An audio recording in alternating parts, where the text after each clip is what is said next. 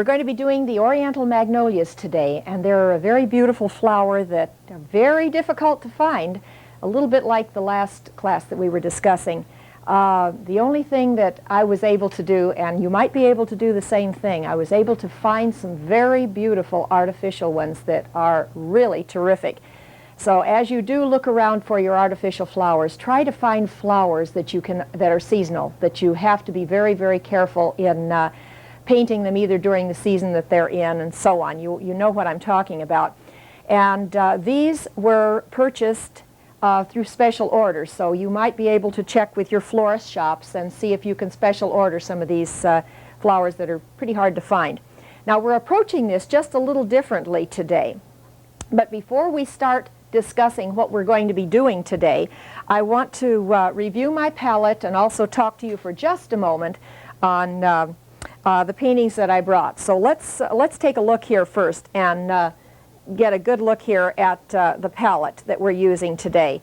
I have Grumbacher Red. Now it's very important that we keep these red tones working with our pink reds in the Oriental Magnolias. These are sometimes referred to, by the way, as a tulip plant. Okay, now I have Shiva Red Crimson and I have alizarin Crimson. I've separated the two carefully because on the palette it's difficult to see that they are different. Then I have my Cadmium Orange and my Cadmium Red Light right down here. And I definitely have to have my Cobalt Violet today. That's very important. I have my Cad Yellow Light and I have my Indian Yellow. I'm working in both of those because for my basket and also for my brass pot, I'm going to be using all of these tones. I have my Phthalo Yellow Green, and I will mention that when I pick the color wheel up and explain that to you a little later. Now here's my Ultramarine Blue and my Cerulean Blue and my Titanium White. Now also notice that I have put some black way back over here in this corner. And you do notice that in the setup we have a very black vase. And I usually put out black on my palette when I have something like this to do, even though I may not actually go to it. Now, before we begin to start to work, I'm going to pick this one painting up. Now, this is more of an abstract rendition of the magnolia plant. Now, notice that there's very little recognizable form, and yet the essence of the flower is there, the full mood of the flower, and I have also incorporated the teapot and the little oriental figure grinding corn or whatever right down here in the foreground to keep the same mood and flavor throughout the painting. And that's what I'm going to be doing today as well on our study that we're doing. Now let's come over here for just 1 second. And I would like to talk to you about this one in relation to the one I just showed you. Now this particular painting has every object clearly defined. Clearly defined. You know that this is exactly what it is and so on, right down to our little, I think these are called foo dogs, I'm not sure, but they're little dragon type objects that there again tend to lend the flavor of the oriental mood that I was creating in the painting. This, by the way, is a very high-key painting, and what we're going to be working on today will be a very low-key, keeping it more to our darks with just a little bit of light. Now, you in the past have not seen me go into that much of a definite drawing on anything, but today we are. We're going to put it in and then we're going to be losing some edges. Now right here I have a very beautiful, almost full view of this one magnolia blossom. Now notice that I don't actually sketch every petal, but I do get the turning of the flower and show the side view of a petal. Now that's going to be this one big one right there. I'm not sure if you were able to catch which one there, but I'll point that out after all of my drawing goes in. And by the way, I am sketching this with alizarin Crimson. Now I have another open blossom that is coming right back in here, and I'm not going to point that out to you right now. I'm going to do that in just a second. All right, now that one's right there, and we get the swing of that beautiful curved branch that comes down into the vase. Vases are not so important, but the branches and the curves for this particular flower are very important. Now here's another branch coming back over here, and a bud that comes right back over to this area here. Now It's very necessary to study what happens to a particular flower when you've decided to do that. Like I said before, the anatomy, yes, that's so important to study the anatomy of the flower. Know what happens when it starts to open from bud form into the full-blown flower. All right, now, I'm suggesting that second large one there. Now, this one's going to drop down and almost touch my little pot that I have here. Now, it's quite obvious, I'm sure, by this time, that you see that I can't place the large expanse of space between this pot and my magnolia blossoms, or I would have no flower in my setup. So I'm actually pulling this whole thing down and working it to lean down just a little bit more, bending that right on down. Now, I'm not going to place in my table edge today. We're going to keep that out because that's part of your compositional balance, and I don't need it in my setup today. All right, now here's the feet on the little pot. This is very important to me that I get the right ellipse so that my perspective is correct, showing the exact distance that I'm seeing into the center of the pot. Now, relative to this ellipse, I am placing in the top of my basket or any other part of my setup that shows perspective. Now, as I get that curve right on back into the back of the basket, also notice that I let the edge of the basket go off the canvas. That's good composition too. Now, the handle of the basket will stay on and go from one side to the other. Now, if it makes it easier for you, sometimes it's better to put the full curve of the bottom of the basket in at the same time. Now, I have a few flowers there in the basket, and it isn't as important to me that these be a particular type of flower. I have them there more for color and for just to fill the space for compositional study there. So I'm going to suggest these now as a couple of roses, and I have another one right back in here. Notice that I'm using the outside shape of the flower, and I have a white one that's going right back in there, and some masses of green. Now, again, I'm going to repeat the necessity of using your greens. Now, I'm going to take just 1 second, show you our color wheel for just a moment. We're going to be bringing in the yellow tones in the brass and into the basket. Now, that's one of the discords. We have the almost cerulean blue that we're going to be bringing in into all of our grays, and my greens in the green leaves are going to come right on down into a very, very strong green, using as my analogous color wheel, my analogous color combinations for today, from my violet, from my blue violet to my violet to my red violet. So you see, all of these will work together now to give me the harmony that I need in my painting. All right, now let's put just a little bit of the bottom of the basket in there that we're seeing, and I'm also being careful to draw in the full pattern of my cast shadow on the table. Now, there's kind of an uneven spot that comes in here for that one pink rosebud that leans right back down over there. Okay, now we're ready to go into a large mass.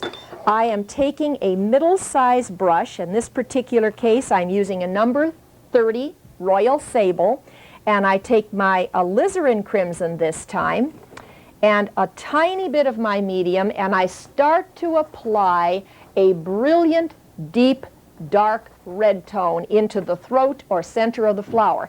Don't come all the way out to the edge of the petal, because alizarin is a very dark color, and we don't want that to read that dark at the edge of the petals, because we have a dark background we're going to be putting on. Here's another one out here.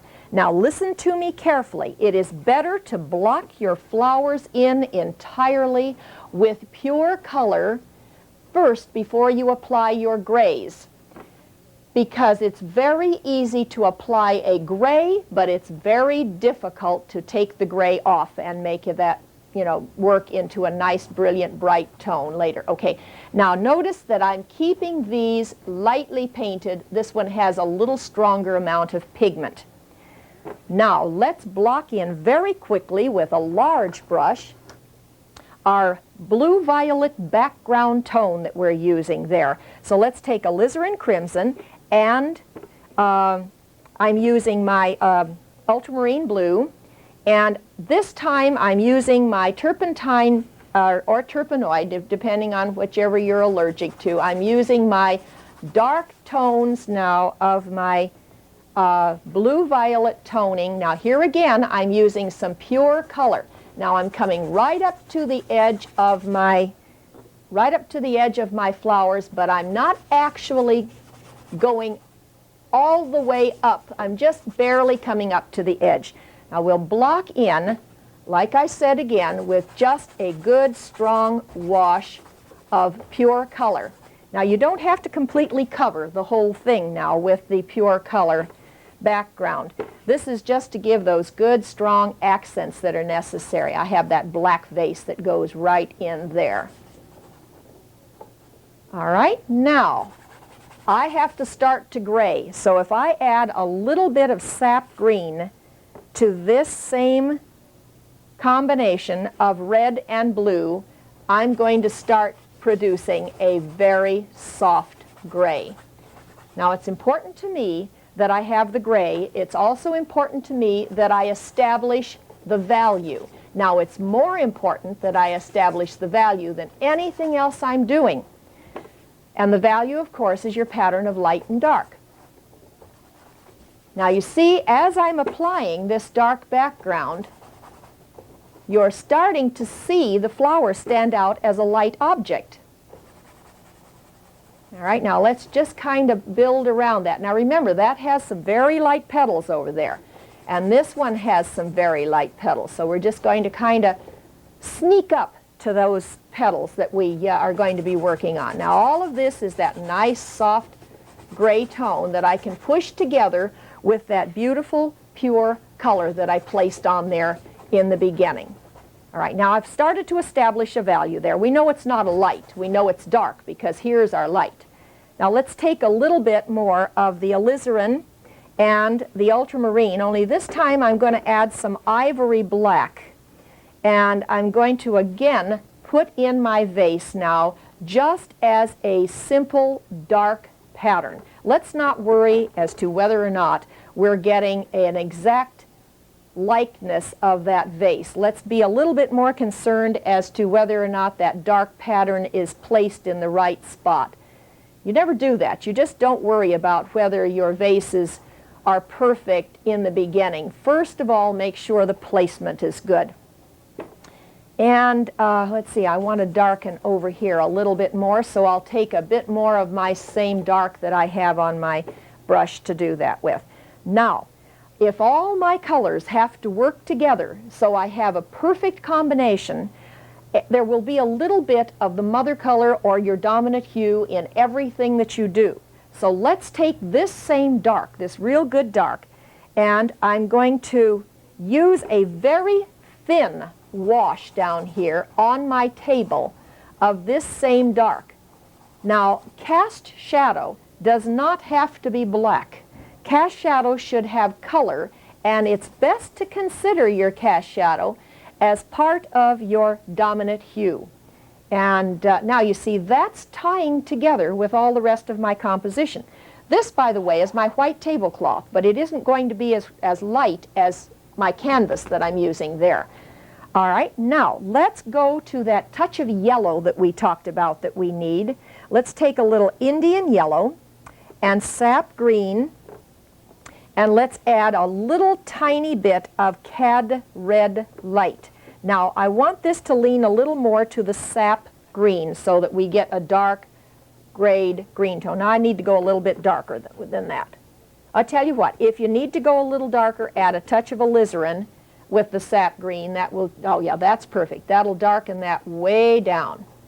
All right, now this whole thing goes very dark all the way back inside. And I'll come right on up to that back edge. See what I'm doing now? I'm starting to establish just enough of that discord that I showed you. I'm starting to establish that in the basket. But that doesn't mean that I can't use my some of my dominant hue in there too. So let's take a bit more of our alizarin and add to that, and a touch of ultramarine blue. Now this starts to pull this a little closer into our dominant hue, and I bring in the shadow tone in underneath the bottom of the basket. Now we have a little bit more that's coming right back in here. This one will start to take on just a bit more of my blue tone because it's going away from my source of light. All right, now I'll pull that on around and we'll get the basket edge over there. Now while I have that on my brush, now let's go back and talk for just a minute about this so I won't confuse you. I don't want to mess you up on those little touches of discord. So let's talk about that with a fresh, clean brush here because I don't want you guys to have a problem with that. All right, now let's take sap green, a fresh, clean brush now, sap green and cad red light. Now, I'm allowed a little bit of my yellow tone on my discord. I'll show you that again in just a second. Okay, now let's take red light and sap green. Now I'm going to add Indian yellow to this, and I'm going to suggest this greenish yellow tone right back onto the shadow side of my little pot back here. And now watch, because I have my light striking here, so this other side will go very, very dark. All right, now we'll get that in. Now that goes quite dark. As it starts to come around into the light, I'm going to add a bit of my cad yellow light. Now there's another touch of cad yellow light going on the light struck side of that little object. Now I will have a little bit more into the handle that's going on here, so we'll just sketch that in lightly. I have one edge of the handle going here and another edge coming right back down over into there. So you see this gives that kind of a yellowish tint. All right, now let's take a look here for just 1 second. Let me hold this color wheel back up. Now we haven't completed all of our composition yet, but I want you to see how we're starting to work all of these colors in. I haven't placed in my cerulean blue, which I plan, but here's my yellow. You see I've already added the yellow tones all into there. Now we're going to put that back down again, and we're going to start into our touches of bluish tones that I'm going to be adding and my brilliant green tones. But let's go back to mother color first, or back here to dominant hue first. I don't know why I'm using that term today. It's not one of my favorites. It does work, but it's not a favorite. Okay, let's take cerulean blue and Bellini cobalt violet. Cerulean blue and Bellini cobalt violet. Now that's our dominant hue. Let's take and place in some of these lilacs that have a tendency to fit so beautifully in with almost every composition because they're really a nice secondary flower. That's my own term, but it really works. Now here we're starting into our bluish tint. There again, remember, the lilacs are very good to incorporate that bit of blue that we need to come through there. Now there's the blue that we needed. We need a tiny bit more, so I'm going to use a clean brush now. Take a bit of our cerulean blue and add that cerulean blue. Now, as long as I don't get too much, I've got to be extremely careful and not get too much of it, and put it right in behind my basket. Let that come right on down. I'm still using some turpenoid, and I have used no white. I'm just using washes. Now, we're going to start all of this into a good white, using white with our grays very shortly. Now I've done everything but block in these roses right in here, and we're going to block those in first with a little bit of Grumbacher red. Now you see that's close enough. That's close enough into my purple tones that I can use that without going too far over. I can't get into my orange tones because then it'll mess me up real good. All right, now I'm going to do the same thing here, only I'm going to add a bit of my alizarin crimson to this. And just block in a suggestion of that other pink rose. I have one more white one in here, and I have this pink bud that's a beauty coming right back down over that edge. All right, now that white one, we take a little hint of black, just black. One of the best ways of blocking in a white rose is with just a tint of black and then add a bit of your green, and sap green works beautifully. All right, now that's going to be my white rose. Now we've just about covered our canvas. Take a little bit more of the violet tone and add right back into this area here and a little tiny bit right back in there, just so that I'm covering that canvas as much as possible. Take a tissue, pull things lightly together so that you don't have a lot of holidays. Remember, those are the little holes. That's an old painter's term that's kind of fun to use. Now we'll block in quickly on our table bottom here, and the best way to do that is just take a thin wash of your dominant hue and gray it just slightly. So we'll take a little bit of cobalt violet, and I'm going to add a touch of sap green, and I'm going to put just a thin wash, a very, very thin wash right over the top of that, so I'm not bothered with that dead white tablecloth on there. Now, let's take 1 second here to pick this up and discuss the color wheel again. Here's our yellows, here's our blue, down here is our blue, here is the stronger of all the tones we're using is the violet, and to blue violet to red violet. You see all of this. Now, in our compositional balance, here's where your strongest lights are going to be located. That's in and around the actual flower that we're painting. Now, I did not place on that suggestion, there we go. I did not place on the suggestion of that brilliant green complement that we wanted to get there. So let's take a little phthalo yellow green and a smidgen of ultramarine blue and place on part of our leaf pattern into the back of the roses that are in the basket here. Baskets are a lot of fun to do, and you really want to enjoy doing them, because you can start out actually painting baskets and do so many different things with them. Okay, now let's go back and start to refine where the placement of the stems are going to be going, so we can start to establish our definite grays that are going back into the background to complement the object, because the background is not our most important part. It's doing the flower, and that's what we have to work on. I'm using now a filbert brush, meaning that it comes to a nice neat point. It is a sable, but it is not a soft sable. These are very stiff royal sable brushes. All right, now let's go now into our medium, and we'll take sap green, touch of red light, and a little bit of ultramarine blue to establish a fairly dark tone. Now, this is a particular flower, which I'm going to point out here very shortly to you. I said that before, and I want to wait until now to do this. But as soon as I get the stem on, it will be easier. Now, I have another bud that's going to go right back up there. And I have another stem that's coming back in here, and it pulls over, and we have a little bit of a leaf pattern in there. And here's another part to a stem that we're seeing, and here's this one beautiful main flower and this second one, and we have another stem going back up, and we're going to kind of drag this back into a turning back up position to get a nice feeling of an S curve.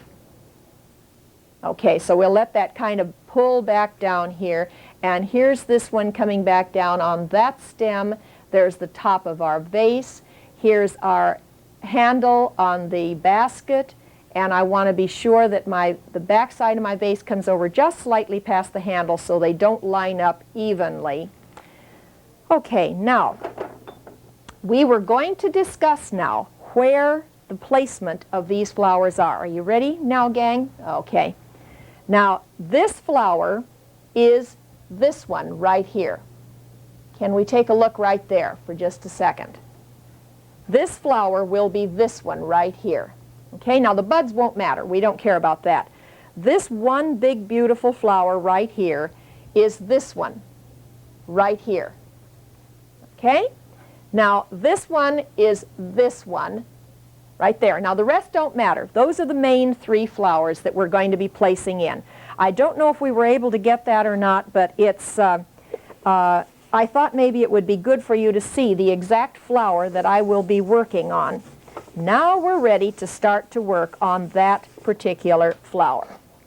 I'm cleaning my palette off here real good because I will be using white now for the first time, and I want to make sure that I have a good clean surface to work on. Okay, now let's look for our pattern of light and dark. Here's where our lightest lights will be located, right in on where the light petals are on this side. And you know you can't go any lighter than white, so let's take pure white. Let's add an ever so tiny touch of Shiva red crimson. Now that means almost an undetectable amount of Shiva red crimson. Let's place that right here and right there, and I'm letting these petals kind of overlap. Now that's almost a pure white. Now as we go to the back side of the flower, we have to create a gray. So let's leave that little pot of paint out there because we're going to be using that on some of the others we're doing.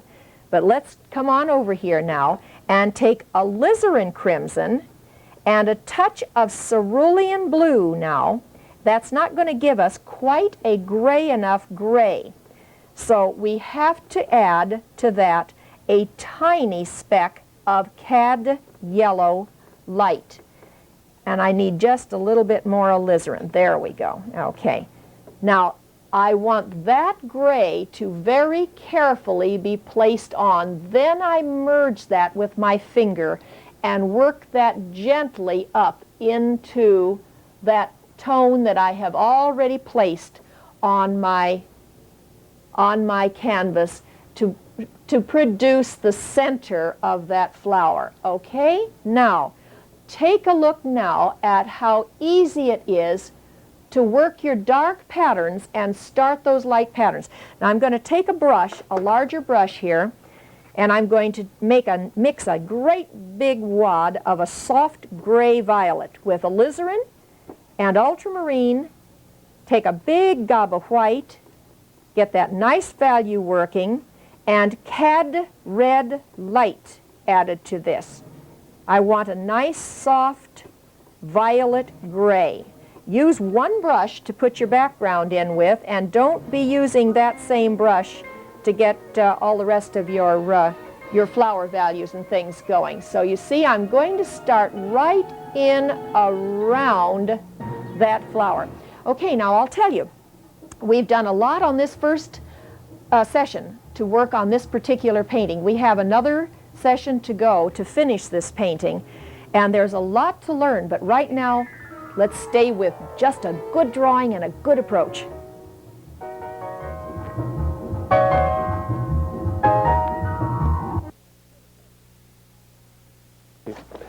Let's take a moment between shows to tell you about other art video programs.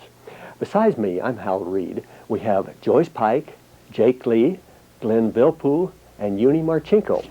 Now, my series includes composing paintings, how to make a painting pleasing to look at, regardless of style or subject matter, color, and how to use an analogous color scheme to delight your viewer, how to mix colors and achieve an exact match with a minimum of effort, color comps, and the use of the color wheel, perspective, and believe me, you need perspective for all of your painting, even if you're doing still lifes or seascapes, light and shade, to give your paintings that illusion of 3 dimensions on a 2-dimensional surface. Anatomy, 28 programs, not just those bones and muscles that are so important, but also the aging of features, masculine, feminine characteristics, things you must know if you plan to paint or sculpt people. Also, materials and methods of painting, sculpting, calligraphy, mold making, even a simple series for beginners. Joyce Pike shows you how to paint flowers and still lifes, starting and finishing a complete painting during each 1-hour tape with complete instructions to follow. Jake Lee's series on watercolor takes you from the fundamentals through advanced work with beautifully executed while you watch paintings. You'll marvel at the mastery of this very humble but very great artist. Glenn Vilppu's vast knowledge of all phases of drawing, combined with his own drawing and painting skills, makes him one of the most sought-after instructors for beginners and professionals alike. He covers completely the drawing of people and landscapes. Uni Marchenko's portrait and figure painting exhibits her great skill in both portrait and contemporary figure concepts. It's great to have this work to remember her by. Okay, thanks for your time. I'll return you to your next show.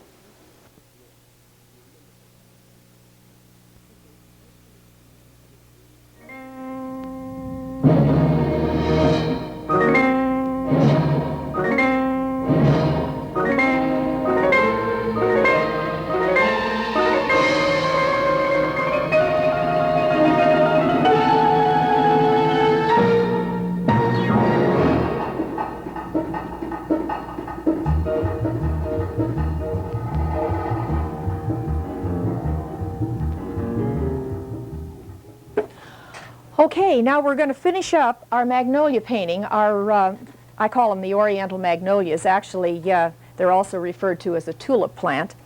And we talked about color very much on our last half hour that we worked. And what I'd like to do now is to review just slightly the fact that we are doing a dark painting rather than a light painting. It has a small amount of light with a large amount of dark. Now, we also discussed very thoroughly our analogous colors. Now, I'm going to set my brushes down here for a second, and we're going to go back and just review that for a bit before we start into the complete detail of the flower. All right, now let's take a look here and see that I've gone from violet to blue violet. Notice the blue violet tones into the background, into red violet. See your red violet tones into the flowers, down here into these flowers. Your yellow tones back over into the pot here and into the basket over here. Now these can be, here's our green for our complement, and the cerulean blue, which I've already got some in the wash underneath, but I'm going to be putting a little bit more on. And I also discussed the fact, remember, that I had the same analogous colors used in the cast shadow. Now, value is the only thing that counts in your cast shadows. Just the value. You can be any color that will work for you, but it's more important that the value be exactly correct. Okay, now, let's just slightly review the palette again as well, because it's very good to know what colors we're using. I'm going to tilt my palette here. I have Grumbacher red, I have Shiva red crimson, and alizarin crimson, cadmium orange, cad red light. I have my Bellini cobalt violet, cad yellow light, Indian yellow, sap green, phthalo yellow green, cerulean blue, ultramarine blue, of course my titanium white, and today we've added the black. And now I have washed all of this in first just as a turpenoid or turpentine wash. Now I'm starting to proceed to go back into my background and reestablish my darks with the use of white now. Very little white, of course. I have a lot of pigment now into my paint, but very little white, but I'm still applying now my overlay, what I call an overlay over my wash. Now, we started into the flower to study the throat of the flower. I'm going to repeat that just slightly. And I used alizarin crimson first into the center of the flower. Now let's go back and repeat this a little. Now I did not use any gray at all into the center of my flower. Not at all. Now I will start to apply the gray that's necessary, I should say. All right, now my gray tones that this built to down here where I started into my alizarin crimson, a touch of alizarin crimson with my cerulean blue and white, and added a smidgen, just a tiny bit of my cad yellow light to produce a soft gray. Now let's take into the background tone first before we finish this. Let's add a little bit of cerulean blue and white. Now this is right into my background tone. Now remember that. And I bring that bluish tone right back to the edge of the flower and allow that flower to have that nice dark all the way around it. But over here, this is grayed in comparison to this side of the tulip flower. Okay, I think we've got most of that we want. Now we can take a little bit of our soft blue tone and add a softer gray into a couple of touches on this backside to the magnolia blossom here. Now notice how dark the center becomes. Now I'm going to take a clean brush and I'm going to take a little bit of sap green and Indian yellow, and I'm going to apply that right into the throat or center of the flower. Now as I want to intensify my touch of yellow, I will add a bit of cad yellow light right into that center and then just blend that slightly. Now I've taken a little bit more time on showing you this one flower and how we establish our darks and lights around that one flower so that we can go quickly then into the rest of the composition. Now let's finish up our background tone down here by adding that touch of cerulean blue and lightening this just a bit more than the rest of our background and establishing this nice soft gray tone. This has white in it now, remember. There's white all the way through our full background. It may not be a lot, but there is some white. Now as the light goes through the object, we have a very strong light hitting behind the object here on this side. So I'm using a bit more of my Bellini Cobalt Violet and a little more white, and I'm lightening this. Remember, everything being relative, you will have lights and darks as they are needed, not as you see them, as they are needed. You must understand the necessity of composition and work with a good, strong compositional pattern in mind, because that's what that is just basically your pattern of light and dark. Okay, now let's get the rest of these flowers in. I won't have to talk quite so much right now. I will just be doing a little bit more. I'll probably talk because I don't think my brush can work when my mouth is quiet, but we'll try and see anyway. Okay, let's go back into our same alizarin, only this time I'm going to add an ever so tiny bit of sap green. Now that's in this one that's way back here, and we're going to just lightly scallop that brush stroke to come out almost to the edge of the where the white or light part of the blossom comes in there. Now we'll go into our shadow, same shadow dark that I had down here, exact same thing, and I start to apply the petal shapes and bring in a nice kind of a soft scalloped feel there of that petal. Now let's do the same thing up here. Now these will take on more of a shadow tone all the way through the entire flower. And we'll bring that on around and see how I'm getting just a hint of that dark showing through there, and I'm killing almost all the lights.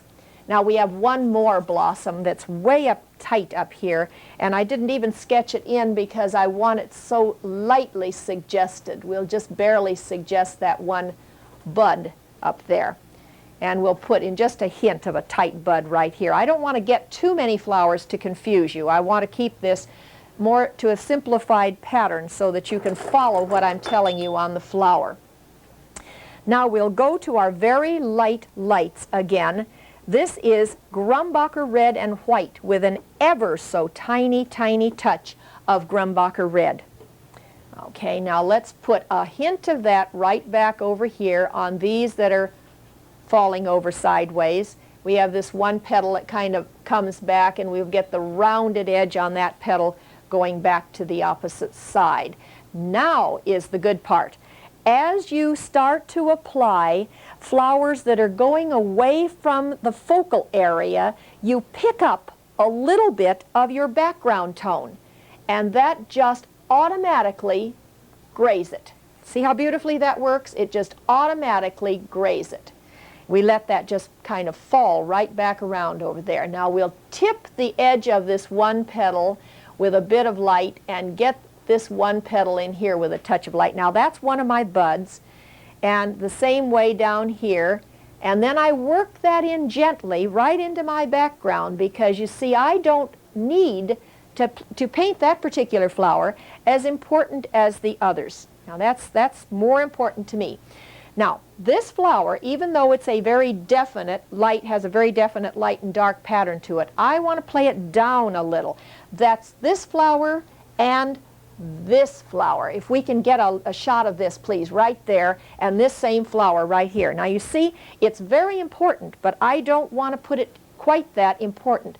So I will allow a little bit of my background tone to start to work in there. Now here again is this one back petal as it's going back there. Now you see how that just loses that edge, and we have another petal that's kind of lapping over, kind of folding over, and another hint of one that's coming back in here, and there again I'm picking up a bit of that background tone. Now if it's necessary to add a bit more of your red tones in there, do that. Just pull in. Now you see I just added a little bit more of my Grumbacher red and went right down into the center or throat of the flower, showing the direction that the flower is going. Now we could do this again right in here. Let's put in just a little bit more of our Grumbacher red and build some of those good strong red touches that we need in there. We can't get away from our analogous color combination, so we want to keep watching to make sure that we don't get too far away from our colors that we know we have to be using.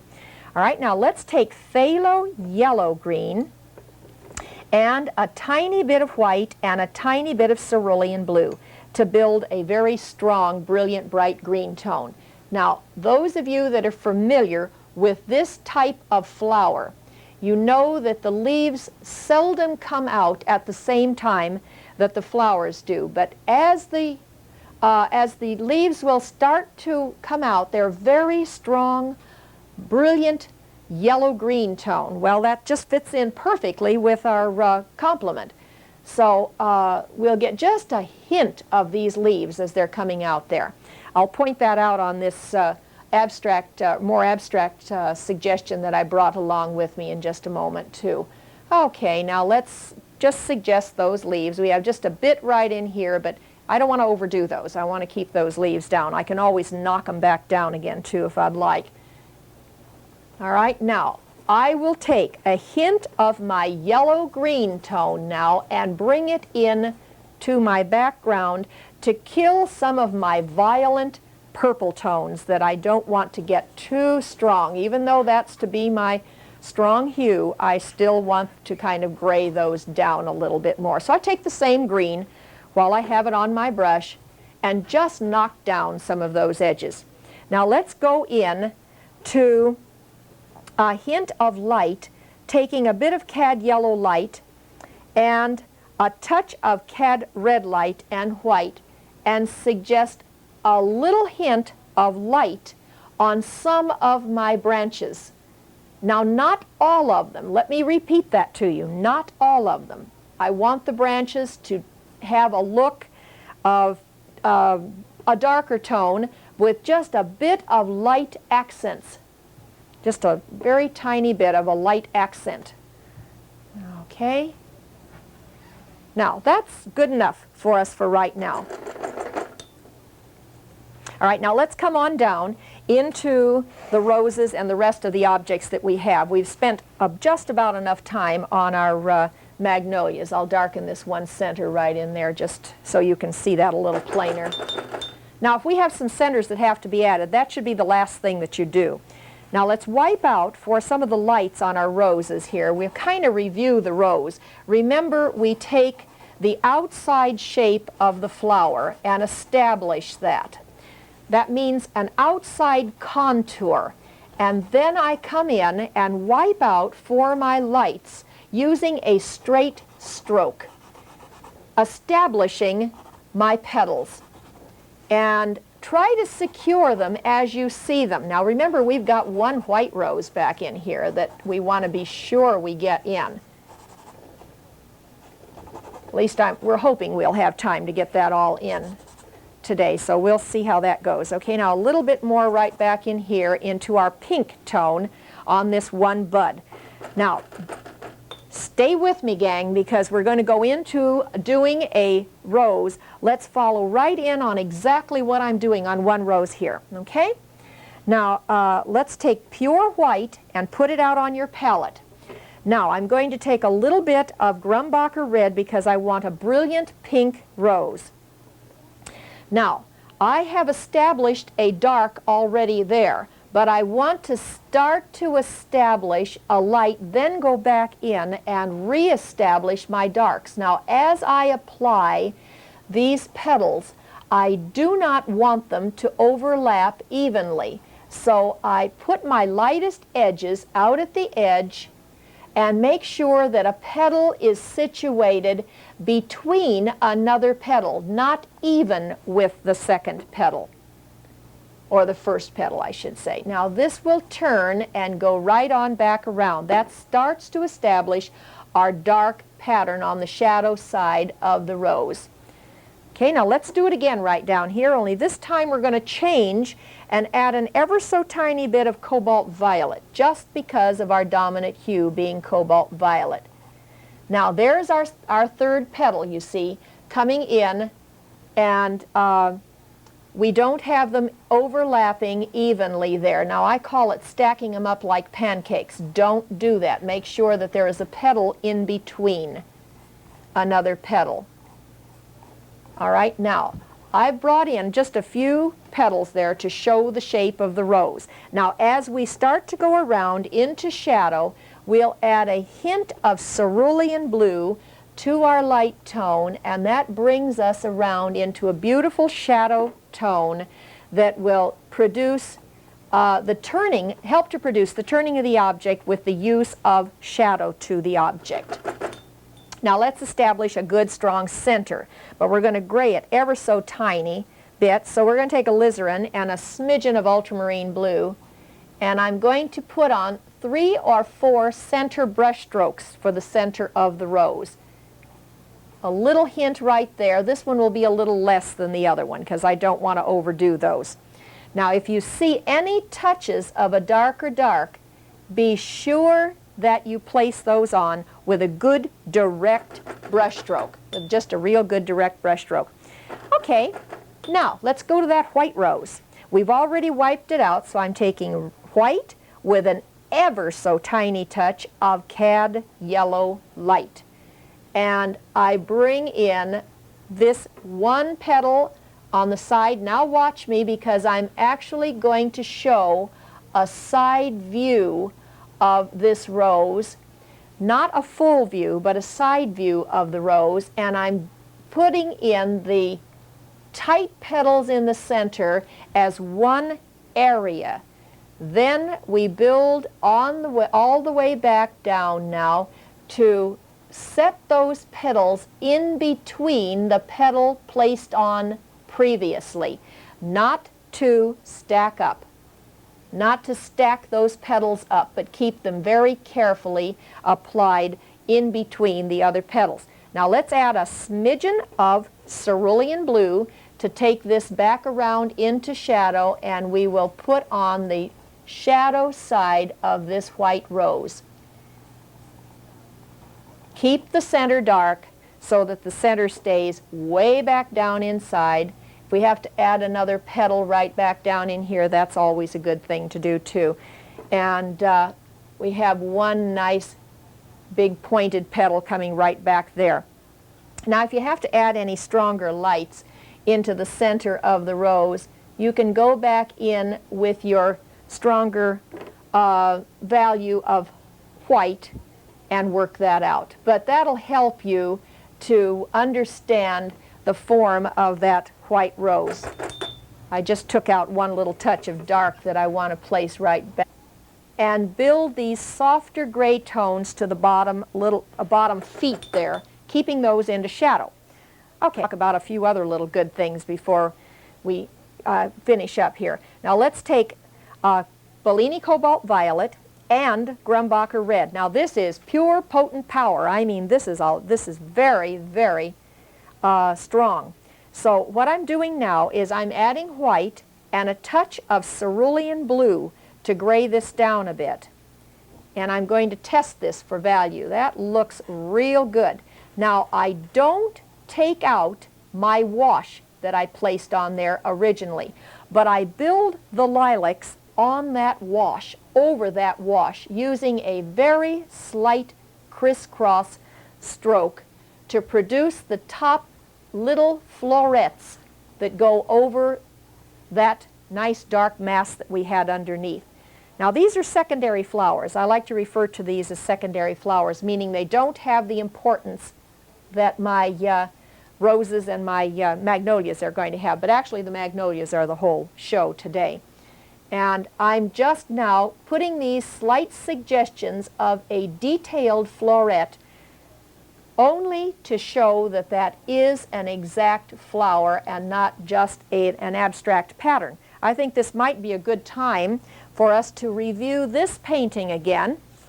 I want you now to compare the two and see how abstract I kept in form on this and how definite I'm going in form to show you. Now this is my preference in painting styles, but for you to learn and understand, you can't learn to be loose and abstract in your rendition. What you have to first learn to do is to produce it, then you can be loose and abstract in the way you render it. All right, now let's take cerulean blue and a touch of Shiva Red Crimson this time and white. And see, notice how I'm keeping into all those red tones, and I'm going to do the same thing, suggest a little bit more of the florets to the lilacs back in here. Now, where we have massed in some of our flowers there, that's good. Just leave that as a mass and don't worry about it. And where objects meet objects, very often it will be necessary to lose an entire edge. That's also very, very important. Now let's come on down and study the basket just a little bit and make sure that we have our good strong dark there. Ultramarine blue and Cad Red Light with a touch of sap green will give me a good strong dark tone to build around the handle of my basket. Now previously I washed in a dark only to help me start establishing a good strong dark pattern there. But I knew at the time that that was not going to be my finished product. I knew that would not be my darkest dark that I would be placing in there. Let's take another little bit of dark and start to build in around some of this white rose here. So we're getting this little touch good and strong there. Another little bit right in there. Okay, now let's take a bit of Cad Orange, Ultramarine Blue, remember that's my favorite gray, and a smidgen of white. Orange, ultramarine blue, and a bit of white. Now, as I show the pattern into the weave of the basket, I apply this lighter gray tone right over my dark that I had in there. Now, that gives me the pattern in the basket. Okay? And on the back side, I'll just add a smidgen of red light and vary this a little and get that nice feeling of turning down inside by slightly applying a bit of a brush stroke showing the actual turning of the object there. Now, this part of the basket can literally be lost. I don't have to have any detail in that at all. If I wish, I can add a bit of shadow detail, and I think it might be a good idea for you to learn how to handle shadow detail. Let's go down here now. This is in the light, so let's put a key down. Let's take yellow light, Cad Orange and white, and suggest a very strong light key. That's telling us that we're being struck by that much light right there on that light-struck part of the object, okay? Now over here we add a smidgen of cerulean blue into the same thing, and that carries us right on back into a good shadow tone. Now enjoy your painting whatever you do, but remember that details are very important to study and learn, then learn to be loose and abstract in all that you do. Have fun. By all means, have fun.